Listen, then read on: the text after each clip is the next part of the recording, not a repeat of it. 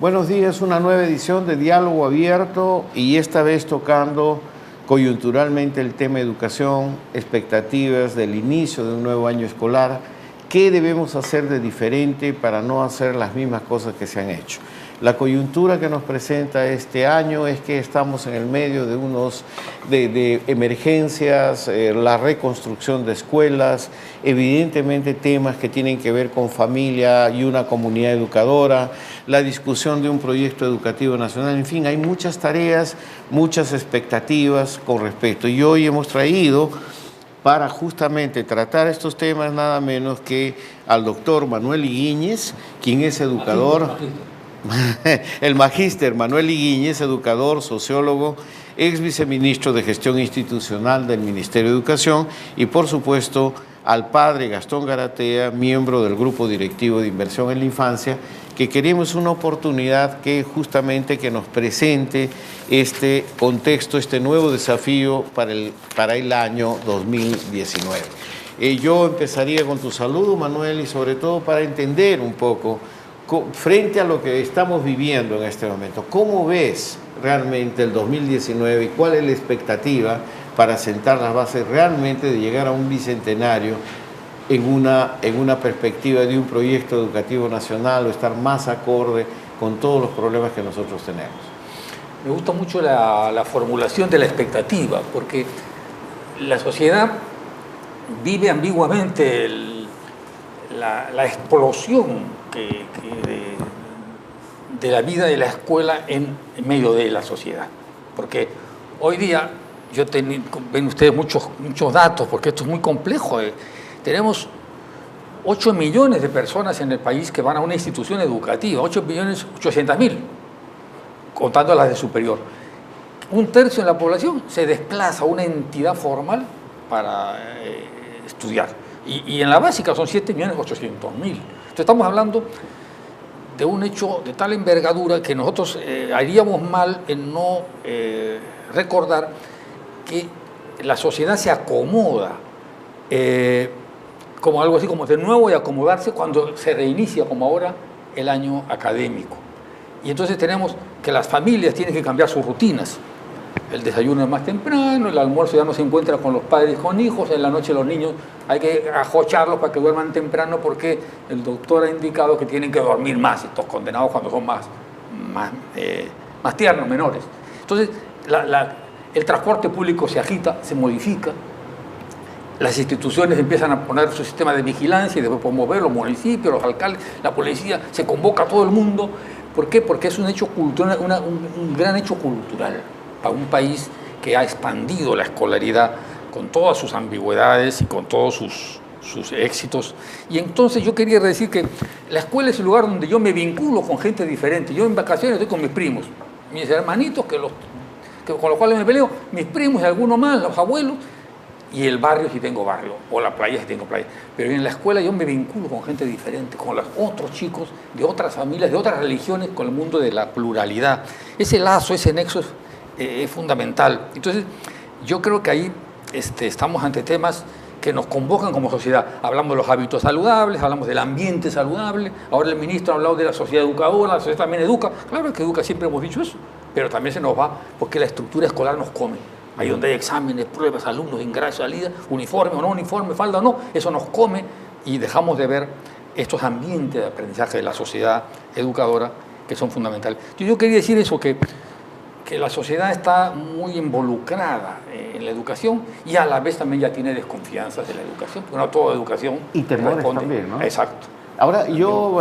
pero la ilusión no la para nadie. No, evidentemente todo va a la escuela, esta expectativa escolaridad o muerte. Y luego vamos a ver una encuesta que se está haciendo en la calle. Perfecto. Y evidentemente las cifras, sobre todo la visibilización del bullying, el acoso sexual, Exacto. es un tema presente en todas las escuelas. No es que no haya pasado antes, pero esta vez es mucho más visible y más frecuente. Y hay una página como sí se ve que denuncia permanentemente esto y realmente los números son muy fuertes. Este es un nuevo fenómeno que la comunidad educativa, la comunidad educadora tampoco lo sabe todavía digerir muy bien. No puede porque eso está en la sociedad, viene de la sociedad. La escuela tiene poder, pero no tanto, decía Freire. Entonces, ¿qué hace frente al bullying? El bullying no nace en la escuela. Eso se aprende en la sociedad, que hay personas que tienen características físicas con las cuales uno se puede burlar, que se puede agredir. Eso no nace en la escuela. Es la visión de algunos, pero se reproduce en la escuela. Claro. Y eso te vuelve a mirar, miremos la familia, miremos la sociedad, porque no es una escuela sin familia. Luego hablaremos del rol del maestro y la expectativa que tenemos y también las dificultades o las ventajas que puede tener en esta nueva estructura. Pero yo quisiera dejar a Gastón primero para esta primera introducción. Hay una cosa que es curiosa, ¿no? En el Perú todos los años somos diferentes, porque nos pasan cosas, ¿verdad? Ahora estamos con la emergencia de este niño malcriado, ¿no? Que nos va destruyendo y que nos pone pues en una situación muy difícil. En Lima no lo hemos experimentado mucho, pero en el Perú grande sí, hay lugares donde la cosa es insostenible. Después está todas las cosas del acoso sexual, que es muy grande, todo el asunto de las mujeres a las cuales las están arrinconando, ¿no? Y todo ese asunto de falta de calidad de maestros, ¿no? Es un asunto que es muy viejo en el Perú y muy terrible, ¿no? Entonces yo creo, estamos en un momento donde tenemos que reactualizarnos, ¿no? Y ver en qué estamos, ¿no? Ahí me parece que es muy importante la función del Ministerio de Educación, que es el que puede tener una visión más grande de todo el Perú, de todo lo que pasa en el Perú, ¿no? Y hay que dar, una cosa que hemos aprendido, hay que dar medidas, pero no para todos igual, porque no a todo el mundo le pasa lo mismo, ¿no? Este es un país muy variado, muy diferente y muy complicado, muy complicado. Entonces yo creo que ahí hay una cosa que es que cómo tratamos al Perú, ¿no? Este es un asunto. Y en el tema de educación esto es gravísimo, es gravísimo. Al Perú hay que tratarlo bien y hay que tratarlo adecuadamente, según el lugar donde tú vives y el lugar de donde tú piensas aspirar a algo, ¿verdad?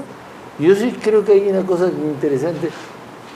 En los colegios particulares en Lima, muchos piensan ser dirigentes, ¿no? Ser dirigentes sociales. Pero yo, en nuestras provincias, en nuestra escuela chiquita, yo creo que los chicos quieren ser algo, pero no quieren ser dirigentes, ¿verdad? No necesariamente. Entonces, ahí hay que ver cuáles son las aspiraciones reales que esos niños tienen y que tienen derecho a tener aspiraciones, ¿no? Entonces, yo, por lo menos, hay cosas que me parecen elementales, ¿no? Todo el niño tiene derecho a querer tener comida segura, ¿no? A tener una educación segura, a tener una diversión segura, a tener una formación física segura, a tener seguridad, ¿no? Esos son elementos que hay que tienen que estar. Y hay que responder a ellos, ¿no? Y una pregunta solamente, Manuel, contigo. ¿Los elementos que ha dicho el padre están en la agenda de una discusión de una comunidad educadora? Yo tengo la impresión de que, pobremente, por ejemplo, la seguridad. Del momento que un alumno entra al centro educativo, público o privado, la familia está depositando en esa institución y su director la seguridad. Yo recuerdo hace muchos años con Nicolás, cuando estaba en el ministerio, que hubo fallecimiento de 2 personas en una escuela privada fuera de Lima.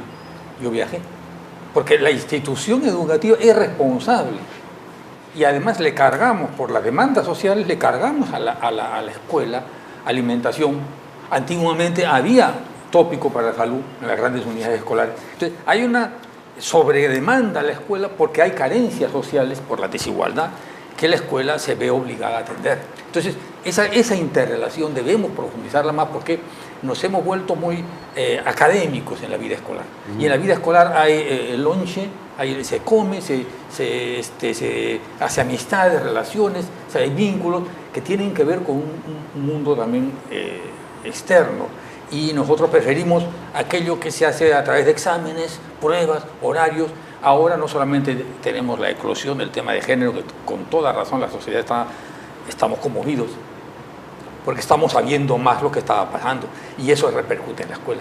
La escuela debe escuchar a los chicos en todos los temas que le inquietan, por ejemplo en ese, o la escuela debe ser reservada a los temas cognitivos y la familia se encarga de la ética. Eso no es posible. El chico va a venir a la escuela y va a hablar con quién, con sus colegas. Va a hablar y ahora van a hablar de la falda. Con toda razón, para los chicos es fundamental, porque el cuerpo, o sea, tú tienes que tener expresión corporal, decía una antigua profesora, no educación física, tú te expresas con tu cuerpo.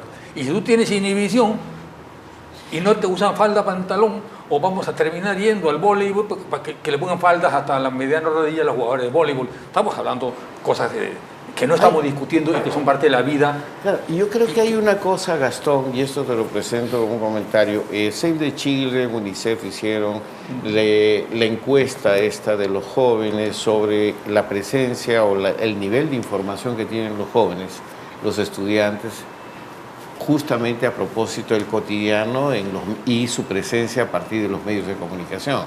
Y nosotros entendimos a partir de esta encuesta que muchos jóvenes estudiantes tienen mayor información que sus padres. O sea, temas cotidianos como la corrupción, como el bullying, como el abuso, están presentes, pero ¿hay espacio o debería generarse espacio para discutir esto dentro de la escuela? Bien, junto con esto, yo tengo una cosa que me ha hecho pensar, Manuel, el asunto de la comida, ¿verdad? Cuando nosotros hemos sido chicos, yo por lo menos eran horario partido, ¿verdad? Ajá. Mañana y tarde. Yo también. Oye, en mi casa era muy importante el almuerzo y la comida, ¿verdad? Y la sobremesa. En la sobremesa uno aprendía cómo era la familia, porque el papá le contaba cómo era el tío, ni sé cuántos, y el abuelo, y todo eso. Eso se ha perdido bastante porque los chicos no comen. Pero comen, pues. Yo creo que hay un detalle que hay que saberlo agarrar. Y yo lo he visto en el colegio y he sido profesor de patio, ¿no? Que es cuando los chicos se sientan a comer con alguien, ¿no? Y esa conversación es muy importante, ¿no? Cómo los chiquitos primero se convidan una cosa con otro, un mordisquito, ¿no? Esas cosas que son muy bonitas, que es una manera de compartir, ¿no? Pero ¿qué pasa en ese? Eso no entra en la cuenta de lo que es el colegio, pero es muy importante. Y yo creo que es la manera de relacionarse. Y esto es cuando uno comienza, yo como cura pues lo he estudiado eso, la Eucaristía viene en una comida, ¿no? Cómo uno se relaciona con el otro. Si Jesús hizo la Eucaristía fue para que la gente se ayudara. Y se ayudara en un plano muy, muy horizontal. Y los niños tienen eso. Bueno, ¿cómo no lo aprovechamos? ¿Verdad? Yo en el colegio, fíjate, con mi experiencia es muy bonita en eso, ¿no? Les preguntaba a los chicos, ¿tú qué le vas a convidar al otro? ¿No? Y entonces, mañana traigo padres para convidar. Para poder convidar. Ahora, ¿no? tú has planteado un tema de los que yo quería plantear más estructural, porque el presidente el otro día me mencionó, había antes jornada escolar completa y ahora la jornada es breve. Yo también estudiaba mañana y tarde. Y tal era la ciudad de otra manera, que la vida ha cambiado.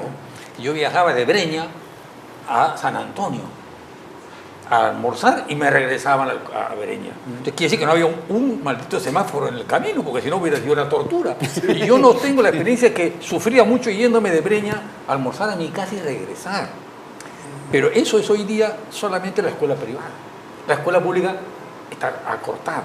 Entonces, no estamos iniciándonos en el mismo tipo de escuela. Es la escuela que a la una tiene que salir, sí. Ni es el profesorado que tú mencionaste con problemas, es el mismo, porque es un profesor dedicado a tiempo completo a esos alumnos que los acoge para usar el tema del inicio del año escolar y no digan que no estamos saliendo al ejercicio del año escolar, sino solamente el inicio. Aunque no se puede separar, cuando nosotros tenemos esos profesores de tiempo parcial, estamos desprofesionalizando. ¿Cómo hacemos para que ese profesor, tú has dicho una buena frase que no había escuchado, creo que nunca o hace tiempo, profesor de patio, Es que es fundamental. Profesor de patio. ¿Cómo? No hay profesor de patio en la jornada pública, cortada. Sí. Hay profesor de patio en la jornada escolar completa, que ya ha empezado y ya se paró.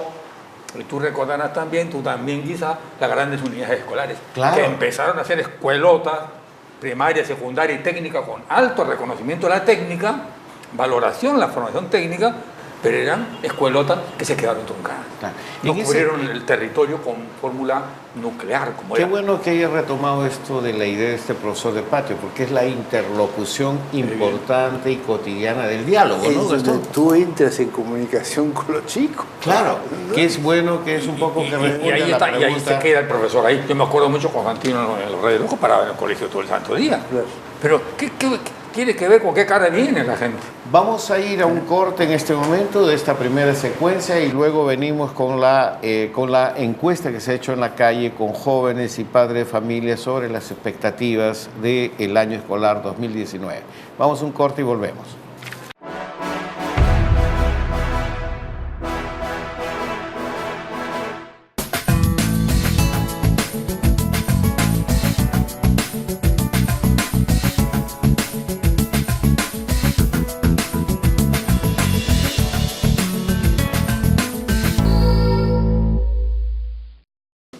La lucha contra la desnutrición y la anemia infantil es una responsabilidad que nos compromete a todos, al Estado, gobiernos locales y regionales, pero también a nosotros, los ciudadanos. Se puede saber que un niño está con anemia, si está cansado, si se duerme, si se fatiga, no corre, no está alegre, hay que llevarlo al centro de salud y allí se hace un análisis de sangre muy fácil y se diagnostica anemia. Esa anemia se cura con buena alimentación y con eso que se llama micronutriente. Es como echar sal a la comida, se mezcla con todos los otros alimentos que se le da a la criatura y con eso se cura la anemia. En el centro de salud están los micronutrientes, que son absolutamente gratuitos y que la madre tiene la responsabilidad de exigir que le den. La anemia se cura y es responsabilidad de todos, absolutamente de todos. Yo he sido ministro de Salud y apelo a los colegas, comenzando por los médicos, por las enfermeras, somos colegas todos y es nuestra responsabilidad disminuir notablemente los casos de anemia. Infórmate y actúa, todos juntos sí podemos.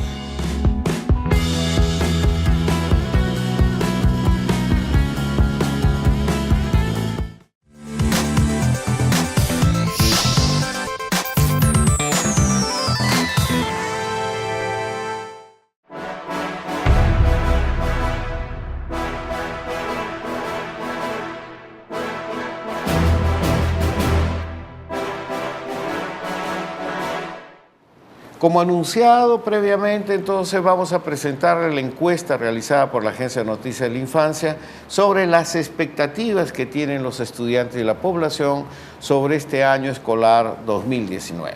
Entonces, adelante, por favor.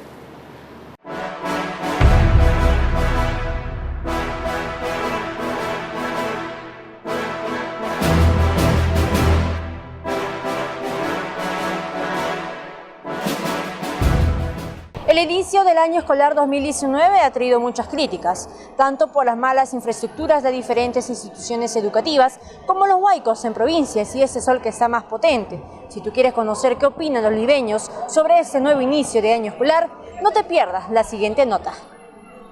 Bueno, básicamente acá en Lima lo veo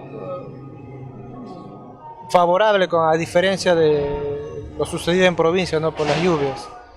Tengo entendido que hay muchos centros educativos que están en mal estado, ¿no? Pésimo estado, que está afectando el tema de los huaicos y fuera de ello también, ¿no? Debería aplazarse un plazo considerable, ¿no? Para que los niños comiencen a estudiar en un lugar adecuado. Otras medidas que toman en algunos centros educativos es solamente hacer la formación una vez al día, a la semana, ¿no? pero debería tal vez evitar ello por el calor, ¿no?, fuerte que está realizando. Deben postergar un poco el inicio de las clases. Por ese tema. Para dar a los niños la protección debida contra las inclemencias del clima, ¿no? Los niños tienen que estar en las mejores condiciones para que puedan estudiar. Para que ayude la educación. Claro, es básico eso. Calor, pues, porque el calor está, pero quema hasta la cabeza. Y los niños, imagínense pues, cómo van a estar en unas aulas en el colegio con uniforme. Ucha, que van a estar sudando los niños, ¿no? Para empezar, la temperatura está fuerte. Bueno, no sabría más que decirte en qué colegios, porque hay colegios con malas infraestructuras.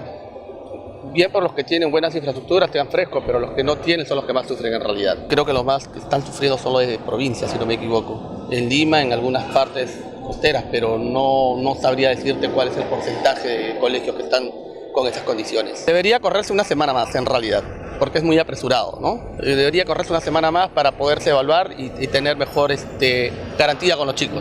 Debería haber una coordinación, ¿no?, entre el Estado y las organizaciones de los padres de familia y todo eso, para que ellos sepan todo lo que tú estás describiendo, ¿no?, todos los problemas que tienen los padres de familia, los niños, las condiciones ambientales, de salud, cómo va a afectar, ¿no?, para que pueda iniciarse el año escolar. Entonces, deberían considerarse todas esas circunstancias, ¿no?, que tú dices. Entonces yo tendría que ver que hay condiciones, como tú dices, ¿no?, seguras, que garanticen que los niños puedan aprender más, ¿no? Porque con este calor y si no están bien construidas, y encima que ya se vienen ahora las lluvias que han dicho que van a venir aquí en Lima, como nunca ha habido desde la independencia, creo.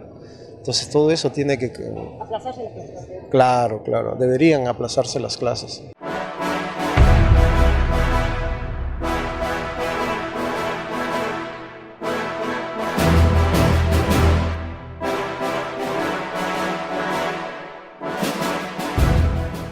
Tanto el doctor Manuel Higuíñez o el magíster Manuel Higuíñez, como le gusta que se le mencione, precisando, y el padre Gastón Garatía, han respondido y están respondiendo en cierta forma a todas estas expectativas, o están aclarando estos conceptos, pero creo que hay algo que llama la atención. Es un poco la situación en la cual se encuentran las escuelas públicas, que según estadísticas del propio ministerio, son más del 50% de establecimientos que no cuentan necesariamente con los servicios adecuados para poder responder o atender a la infancia. De acuerdo en zonas de emergencia, ya el año pasado, el ministro de Educación anunció que existían 1.585 escuelas que se podrían atender, teniendo en cuenta, pues, básicamente la situación en la cual están, que no están provistas de todas las necesidades para atender esta población. Todas son escuelas públicas y están atendiendo. A esto, pues, evidentemente habría que pensar qué pasa ahora con esta nueva emergencia. Pero lo cierto es que hay 1.426 millones de soles que tienen que ser implementados este año, por lo menos para reconstruir por lo menos 1.000 de las 1.585 escuelas públicas. Esta situación es terrible, porque esto no es solamente este año. Manuel, esto ya, el abandono de la escuela pública, el hecho de que yo voy en áreas rurales o periféricas, que tú vayas a la escuela, inclusive en la propia Lima, donde no tengas un establecimiento donde tenga agua potable o los servicios básicos no existan, esto afecta definitivamente la dignidad de los propios niños que están presentes ahí y de los propios maestros, ¿no? ¿Qué hacer para realmente acelerar este proceso? Hay el recurso, por lo menos, para avanzar con esta meta que ha planteado el ministro. Hay recursos, felizmente, por el crecimiento que hemos tenido la década anterior y la recaudación mayor, que todavía está muy baja. Pero efectivamente, poniendo solamente un dato más, 44% hace poco tiempo, en el 2016, de las escuelas no tenían los 3 servicios básicos de la escuela pública. Entonces es demasiado dañino a la dignidad. Así como estamos hablando de la dignidad en varios aspectos, en este aspecto es también importante.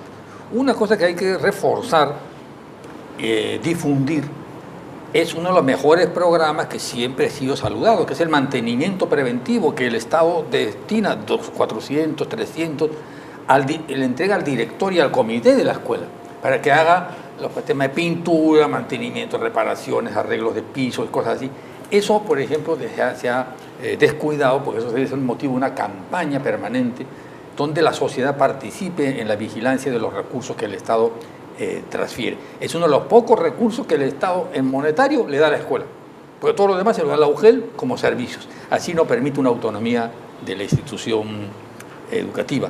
En ese sentido, lo que hemos tenido es que el daño reciente se suma a un lento proceso de reconstitución de las escuelas dañadas del 2017, y eso lo reconocen todo el mundo. Estamos avanzando insuficientemente. Tan es así que el 2020 vamos a tener terminadas el servicio de reconstrucción de esas 1.585 escuelas. Eso sin contar las nuevas, ¿no? Claro. Y ahora tenemos que agregarle las nuevas.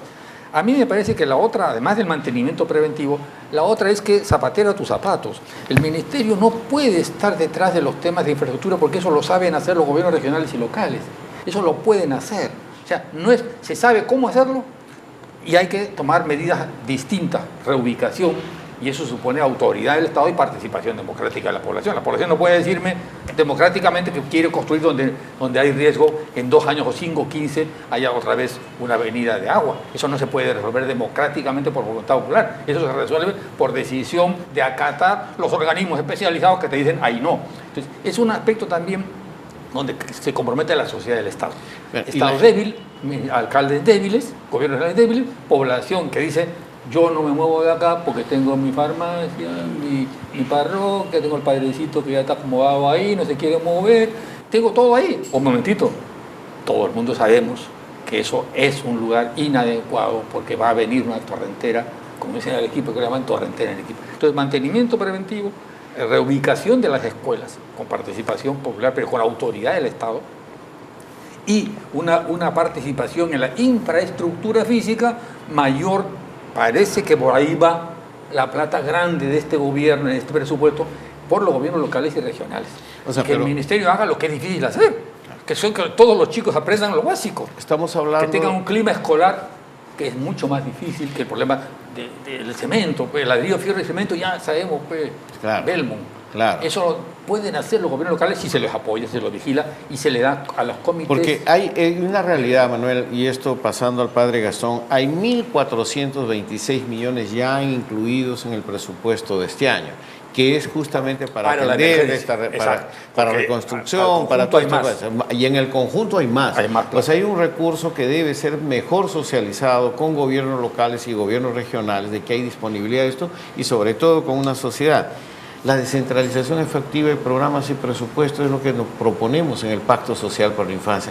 ¿Cómo pasar esto de una demanda a una realidad, Gastón? Porque esto... No, pero hay una cosa que es saber mirar, ¿verdad? Esto que estamos hablando ahora de que la reconstrucción, la edificación, la tiene que hacer un técnico, pues no un maestro. El maestro no tiene por qué saber construir, ¿no? Bueno, yo creo que ahí es donde tenemos que entrar en una cosa muy intersectorial, ¿verdad? Y ahí el Ministerio de Economía es muy importante porque es el que dirige la película, pues, ¿no? Pero nosotros tenemos que hacer algo para que esa gente se instruya bien, ¿no? No puede ser que esa gente quede sin idea de nada, ¿no? No puede ser. A esos hay que plantear, y creo que el primer ministro le corresponde eso, repartir la pelota, ¿no? Señores, usted tiene que encargarse de eso y usted tiene que encargarse de esto. Pero yo tengo que tener una visión de lo que pasa en el país. Ahora hay que aprovechar estos acontecimientos malos que tenemos, que nos muestran qué terrible es esto, ¿no? Viene un huaico, digamos, en Chosica, ¿verdad? En Chosica es una cosa que está mal hecha, hay que cambiar a Chosica, ¿no? ¿Verdad?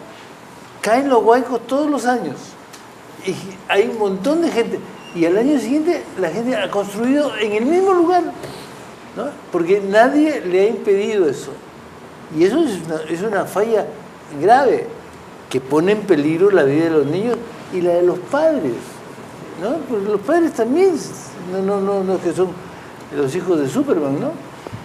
Entonces, yo sí creo que ahí hay una cosa que tenemos que plantearnos de una visión mucho más amplia, ¿no? La educación no es una cosita al lado, ¿no? Es parte de toda una cosa grande, gorda, que involucra a todas las personas en su ambiente. Manuel, una pregunta, ¿cómo hacer para socializar mejor? Que existen recursos, que existe esta demanda, que existe esta necesidad con sectores, porque la comunidad educativa es mucho más allá de la escuela y los padres de familia. Mira, yo recuerdo gratamente la experiencia que algunos discuten, pero que puede seguramente ser corregida, de los comités de participación social, popular en las obras. Cada obra viene de un presupuesto participativo y hay un comité. Y yo recuerdo que en el municipio, en el programa Gobierno Regional, he encontrado dirigentes vecinales que iban y les poníamos la movilidad para que vayan a visitar la obra con comodidad, sin gastar, y efectivamente ellos son los más interesados. O sea que dar información a la comunidad a través de estos comités, a través de las instancias que vienen del presupuesto participativo, puede ser otra de las medidas de las varias. El otro tema es el tema de informar sobre los problemas de corrupción. Lo que estamos es viendo que las instancias que convocan los concursos de obras han sido corrompidas por el Club de la Construcción de manera tan inaudita que había un turno nada más.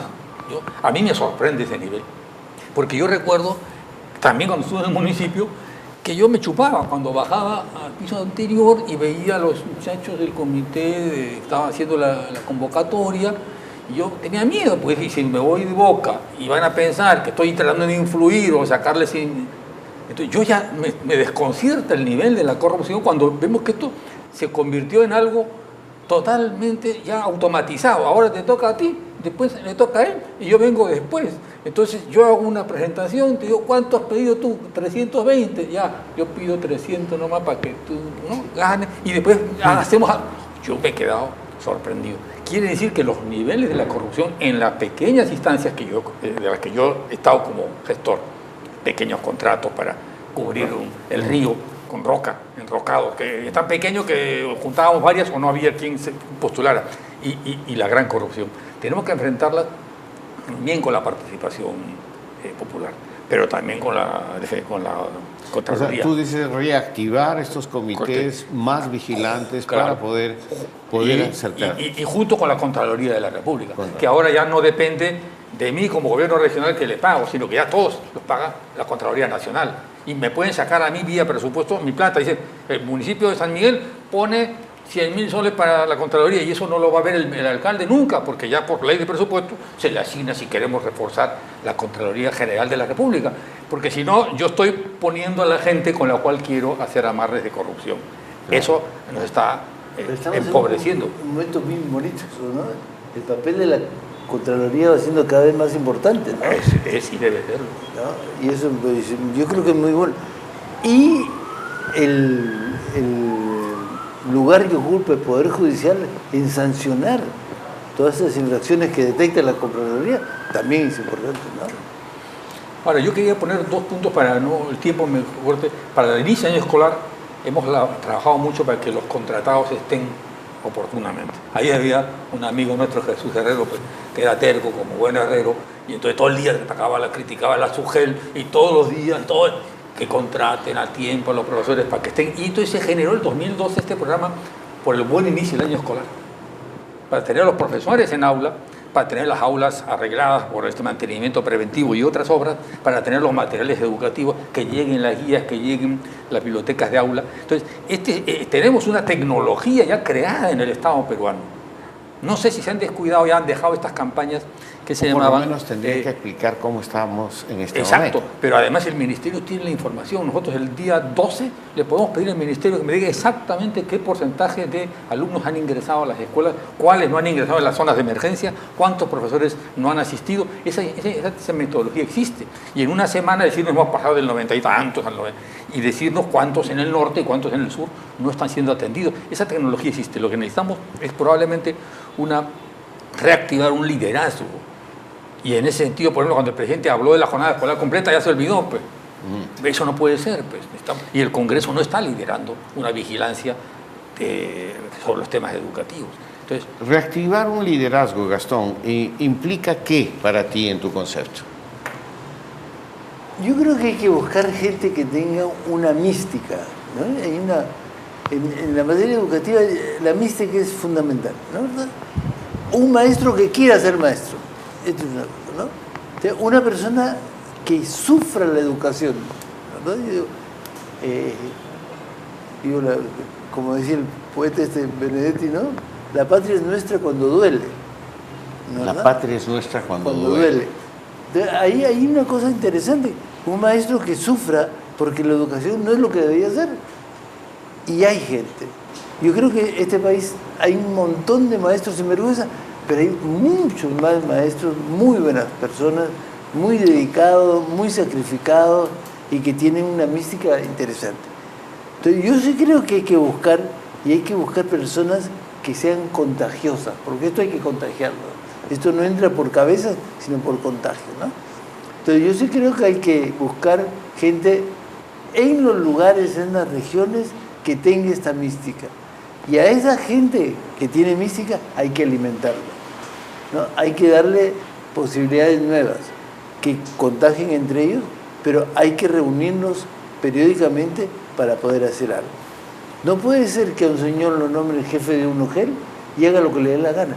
Eso no puede ser, ¿no? Sino tiene que hacer algo que tenga... Y para generalizar lo de la mística, porque puede uno decir el padre habla porque es católico y ahora Francisco le obliga a que se porte bien y tenga más mística.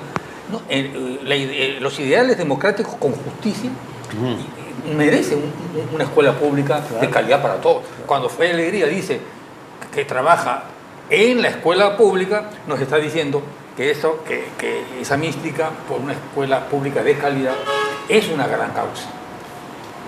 Hay que verlo así. Es lo que nos ha dejado Pablo Freire, ¿no? Vamos a un corte y volvemos nuevamente con el programa.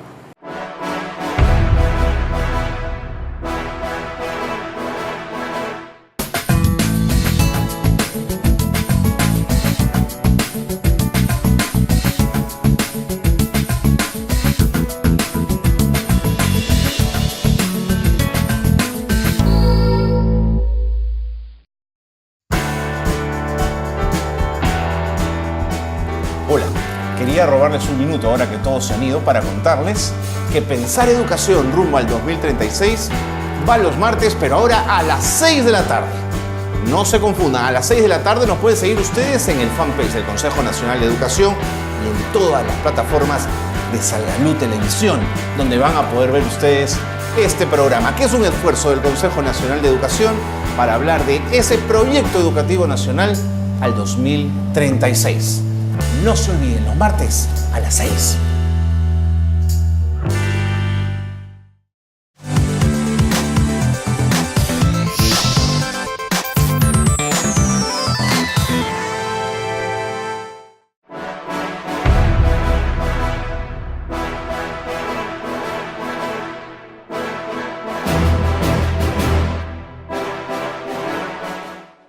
El inicio del año escolar 2019 es complicado, es complejo, es difícil.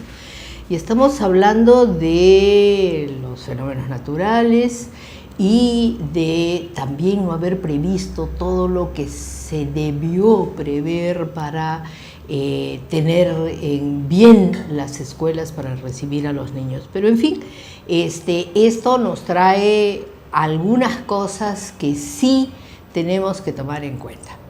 Primero, que va a ser un año donde no todos comiencen al mismo tiempo. Unos van a comenzar antes, otros después. En cada lugar eso está previsto en Ley General de Educación, en toda la normatividad, donde no haya condiciones o se ponga en peligro a los niños, no se puede comenzar. En el resto sí, y no hay que perder ningún día. O sea, no es uniforme, no se retrasan todos, primero. Segundo, va a ser muy complejo también porque hay una serie de enfermedades y de cuestiones que hay que tomar en cuenta la salud de los estudiantes. Estamos hablando de Zika, chikungunya y con todas las cosas que traen estos fenómenos, ¿no? Y la otra cosa es que también es un año muy especial porque hay muchas decisiones sobre lo que transcurre en la escuela y que se van a tomar como decisión importante este año. Estoy hablando del currículum, estoy hablando del enfoque de género, estoy hablando de lo que tienen que aprender los estudiantes, especialmente estudiantes, maestros, familias, juntos, unidos, para evitar la violencia contra la mujer, la violencia contra los niños, los feminicidios y todas esas cosas, los abusos de los niños. Tenemos que enseñar en las escuelas, tenemos que comprometernos para que este sea un tema vital este año y podamos avanzar. El magisterio, que tiene una carrera y vemos cómo se siguen abriendo las convocatorias para los concursos, siempre tiene que tener una atención muy especial, porque son unos actores claves, fundamentales en todas las cosas que podemos plantear. Estamos planteando de cómo se cuida la salud, cómo se atienden las emergencias por los cambios climáticos, los desastres naturales. Los profesores son los grandes presentes en todas las movilizaciones que tienen que darse para cuidar a los niños, para cuidar a sus estudiantes. Pero tienen que tener que reconocimiento, tienen que escuchárseles, tienen que verse en qué condiciones van a trabajar para poder hacerlo bien. Entonces, eso en relación a mis colegas docentes, pero asumiendo de que es clave el trabajo de ellos, ¿no? Lo que uno más desearía es que el inicio del año escolar sea con todas las escuelas públicas de inicial, primaria y secundaria, con su infraestructura adecuada, arreglada, con todos los materiales y mobiliario que se necesita de acuerdo a los diferentes grados de los niños, ¿no? Desafortunadamente, este año hemos vuelto a tener muchos problemas con las escuelas por derrumbamientos causados por inundaciones o por huaicos, ¿verdad? Que están desafortunadamente, repito, presentes en casi todo el país. Y ojalá he escuchado que especialmente Ancash es el que ha tenido más problemas con escuelas que están realmente muy dañadas para el inicio del año escolar. Entonces esperemos que la mejora, el arreglo de esos locales se haga lo antes posible para que los niños y niñas no se vean perjudicados, ¿verdad? Ahora bien, es que una cosa que me da realmente pena, porque es lamentable, que lo más importante es para qué van los niños a la escuela, ¿verdad? ¿Qué aprendizajes vamos a generar en ellos en todo este año que transcurren en sus aulas de cualquier nivel? Digo, la lástima que tengo es que no esté todavía debidamente implementado el Currículo Nacional de Educación Básica Regular. Es un currículo muy bueno, que tiene enfoques muy importantes, está muy actualizado el currículo, pero quien no está actualizado es el docente. Y sin docente no es posible realmente conseguir la transformación, la renovación de la educación que se desea para el país. Hay compromisos asumidos por el Estado, ¿verdad?, con la Agenda 2030, el Objetivo de Desarrollo Sostenible número 4, el que dice que debe el Estado garantizar una educación pública, inclusiva, de calidad y que sea además con equidad y que sea capaz de atender a todo y toda ciudadana en cualquier momento de su vida, con el concepto de aprendizaje a lo largo de la vida, el derecho a aprender a lo largo de la vida. Y bueno, digo, el currículo es excelente y el compromiso del Estado con respecto a mandatos internacionales, como es la Agenda 2030 y la Educación 2030 también. Son compromisos que ha asumido el Estado, pero que vemos que hasta el momento han pasado ya 3 años de haberse emitido ese compromiso y sin embargo no vemos mucho avance en lo que a los aprendizajes concierne. Entonces mi mensaje a los maestros, quién sabe, sería que por favor demanden su preparación, que reclamen una preparación continua, inicial sobre todo, y continua a los que ya están en servicio, ¿verdad?, para responder a las exigencias de la educación de hoy en día.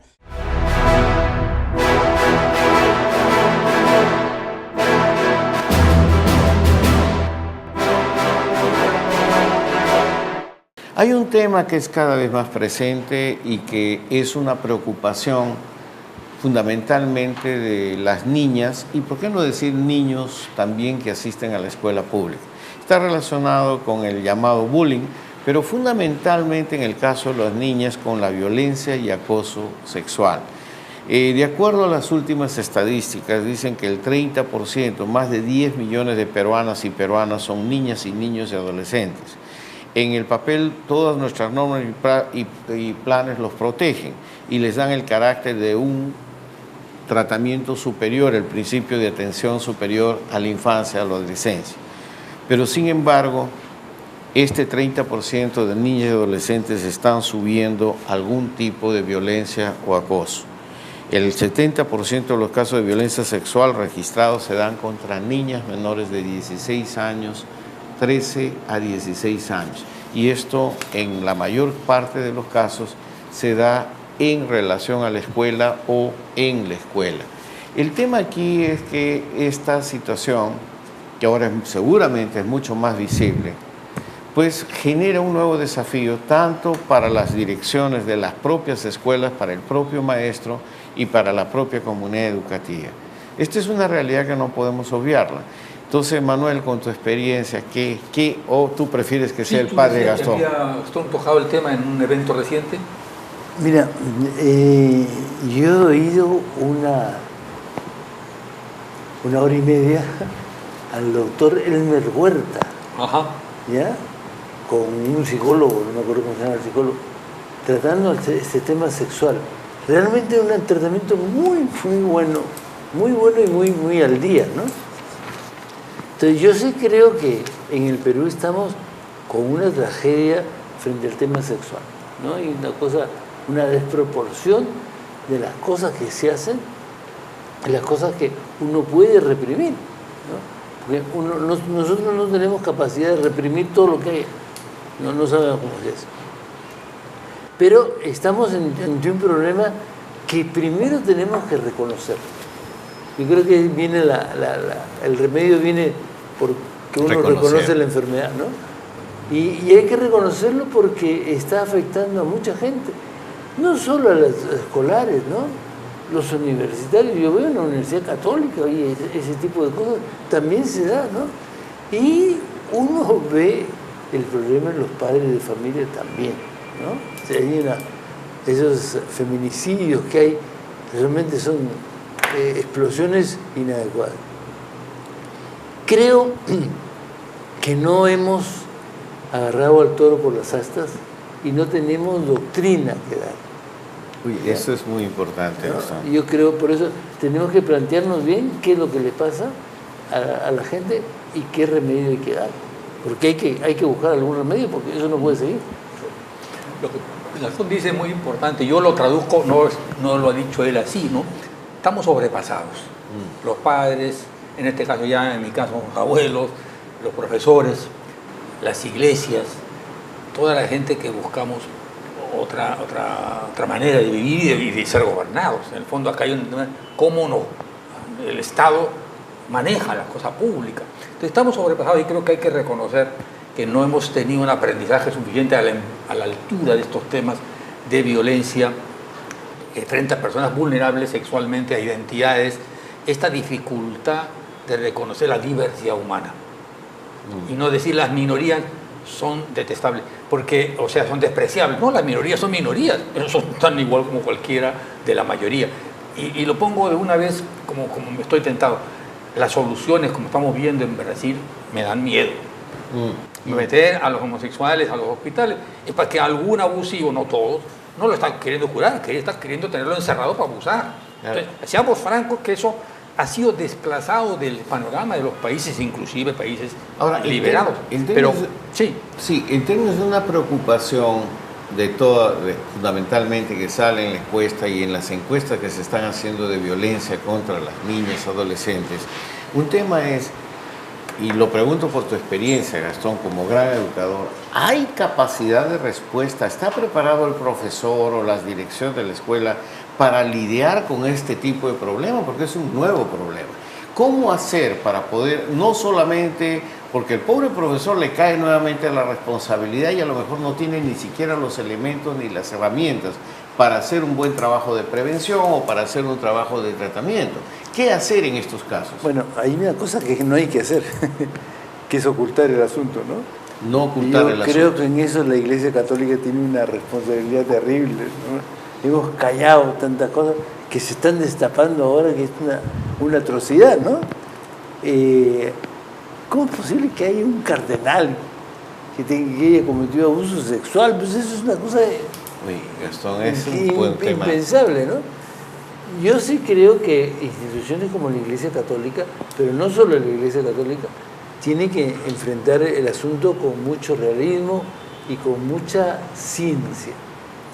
Este programa del doctor Hermes Huerta hablaba sobre los homosexuales y todas esas cosas y destruyó todas las teorías que yo había estudiado. Destruyó. Es decir, es muy poco lo que se puede hacer frente al mundo de los homosexuales para cambiarlo. No se les cambia, ¿no? Sino se les acepta. Y nosotros hemos sido formados en una sociedad que no acepta este mundo de los homosexuales, ¿no? Y eso es trágico. Es como decir, yo no acepto a los chinos, ¿no? Ahí hay cuestiones que son de fábrica, ¿no? Claro. Porque siempre han habido. Claro, siempre han habido. Ahora, la escuela tiene avances en toda esta directiva de convivencia escolar. La convivencia tiene que ser conversada. Entonces, y más en la universidad. Algún genio en Puerto Maldonado, que sabemos hace mucho calor, el guachimán le impidió a una chica dar un examen porque venía con un pantaloncito corto. Eso no es un problema, es el viejo estilo. La autoridad, la jerarquía resuelve cómo entro yo al colegio. No, me hace a una universidad. La convivencia debe ser conversada. La otra cosa que para mí es fundamental, porque lo ha sido en mi vida, es el asociacionismo. Si yo juego fútbol con alguien, si yo hago coro con alguien, yo hago teatro con alguien, estoy superando mis prejuicios sobre esas personas, ¿no? Si tenemos antes, en el mundo cristiano, la juventud estudiantil católica ha sido y otros movimientos, ha sido muy igualadora de hombres y mujeres, porque en estas entidades son iguales hombres y mujeres, ¿no? Y lo que no ha hecho la Iglesia es aceptar que en la institución y en esa edad se forma la intimidad de la persona. Yo formo mi identidad como persona frente a los otros miembros de mi género y a personas de otro género. Entonces, esos aspectos de género en la convivencia han sido felizmente introducidos en la actual política de convivencia escolar, que está muy acertada, una vez que incluyó también los temas de género, que en un momento, sabemos, no fueron incluidos. No podemos desconocer ese papel de la experiencia escolar en sí mismo rica como factor principal y no como el factor del discurso sobre la convivencia o sobre la ética o sobre el género. Eso se vive. Hay un excelente instrumento que no sé si se está utilizando a total cabalidad, que es la página web esta Sí Se Ve, donde se vienen detectando, se vienen denunciando estos casos que permitirían hacer una prevención o permitirían hacer un atendimiento directamente a estos problemas. El hecho es, ¿la capacidad de respuesta está dada o las condiciones están dadas para que las escuelas, colegios y el propio maestro pueda atender a esta necesidad? Yo creo que hay que fortalecer mucho la escuela pública y ahí hay algo que yo no logro equilibrar. Me dicen que es muy caro. ¿Cómo caro? Es muy caro restablecer una escuela pública de jornada completa donde yo pueda tener tranquilidad para el almuerzo, para los recreos, para el teatro. Los colegios privados creo que tienen su horario hasta las 3 y después tienen posibilidad de hacer otras cosas. Deportes, entonces, actividades la cívicas. familia sabe dónde están sus hijos por un tiempo más prolongado. Algunos. Claro, también, de acuerdo. Creo que hay que insistir que no hay un sistema educativo, ni hay una familia. Somos muchas familias, somos muy diversos, y adentro del sistema educativo hay mucha diversidad. Entonces, yo estaba en esa orientación de que es necesario recuperar la escuela para un solo grupo humano, de docentes que aprenden también en la escuela, de padres y sobre todo de estudiantes. De manera tal que esas actividades deportivas, recreativas, culturales, de alimentación y otras, tengan un lugar y no tengas tú que salir a la una después de estar preparado para dar exámenes. La vida no es preparar exámenes, sino en la vida estamos hablando de estos aspectos. También examen, pero sobre todo el aprendizaje de una convivencia humana saludable, justa. Ahí está el tema, ¿no? ¿Qué pretendemos con la escuela? Que el niño entre a la universidad y que sepa un montón de cosas de memoria, o que aprenda a vivir. A vivir. Ahí es donde yo pongo el tema de mística, me parece fundamental.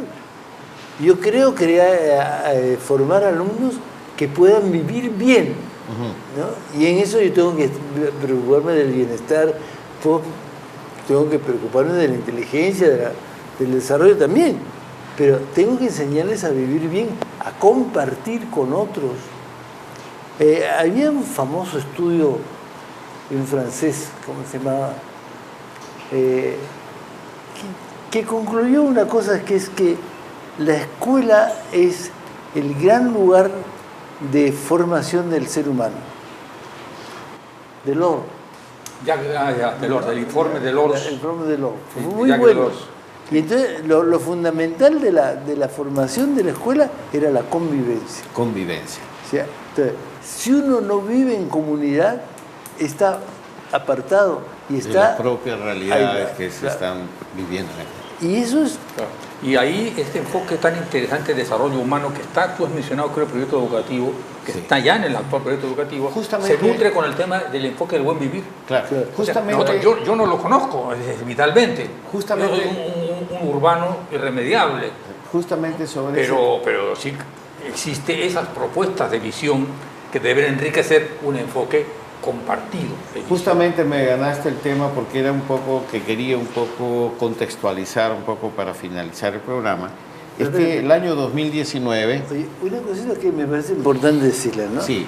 Donde hay mejores posibilidades de tener esa convivencia humana es en los colegios, en las escuelas que están fuera del Lima, ¿verdad? En los espacios de asentamientos humanos, en lo que llamamos las barriadas, bueno, ahí la gente tiene mucho más sentido y mucho más necesidad de convivencia.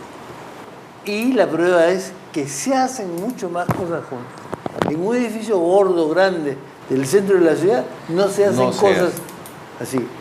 Interesante, Gastón. Yo, por esta razón, retomando este tema que muy bien, es un tema muy apasionante. Tenemos que seguir tratando este tema de educación, porque creo que, si bien es cierto, estamos ya apoyando al Consejo Nacional de Educación con el tratamiento de pensar educación sobre el proyecto educativo nacional, evidentemente el 2019 debería ser la oportunidad para aperturar un diálogo sobre qué realmente queremos de este proyecto educativo nacional en una sociedad educadora, en una comunidad educativa y en una comunidad que también esté acorde para tratar coyunturalmente todo lo que estamos viviendo en el país, ¿no?